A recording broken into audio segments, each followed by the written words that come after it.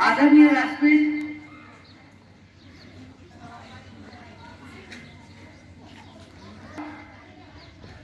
आणि या महत्त्वपूर्ण कार्यक्रमाला उपस्थित असलेले विद्यार्थी, दृश्य अदृश्य या सर्वांचं सर्वप्रथम या कार्यक्रमाच्या उपस्थितीबद्दल मी हार्दिक अभिनंदन करतो। 6 डिसेंबर हा भारतीय इतिहासामध्ये सर्वात दुःखाचा दिवस, भारतीय कॅलेंडर मध्ये अत्यंत दुःखाचा दिवस म्हणजे 6 डिसेंबर। इंसानों को गुलाम बनाकर बहुत से बादशाह बने, इंसानों को गुलाम बनाकर बहुत से बादशाह बने, लेकिन गुलामों को इंसान बनाने वाला आज तक धरती पर एक ही बादशाह बना, डॉक्टर भीमराव रामजी आंबेडकर। विद्यार्थ्यांनो, तुमच्या जीवनामध्ये बरेचसे 6 डिसेंबर झाले असतील, याच्यानंतरही बरेचसे 6 डिसेंबर होतील, बऱ्याचशा 14 एप्रिल होतील, झाल्या असतील, परंतु हा जो 6 डिसेंबरचा कार्यक्रम आहे हा तसं पाहता श्रद्धांजली अर्पण करण्याचा कार्यक्रम आहे।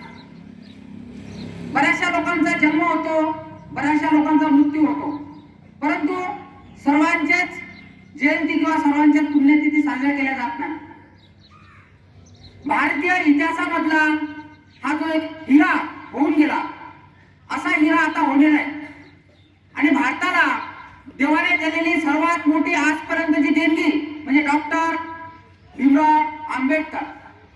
यांनी समाजासाठी मला काय करता येईल, समाजासाठी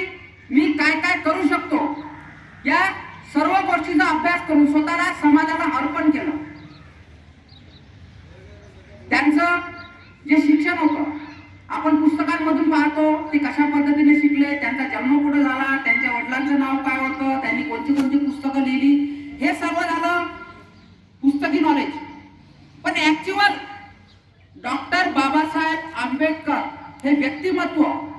कसं होतं हे तुम्हाला भाषणांमधून वगैरे नाही कळणार। जोपर्यंत तुम्ही खरंच मी आज जे शिकत आहो याच्या मागं माझ्या आई वडिलांपेक्षाही, माझ्या गुरूंपेक्षाही सर्वात महत्वाचा वाटा तो म्हणजे डॉक्टर भीमराव आंबेडकर यांचा आहे। हे सदैव जो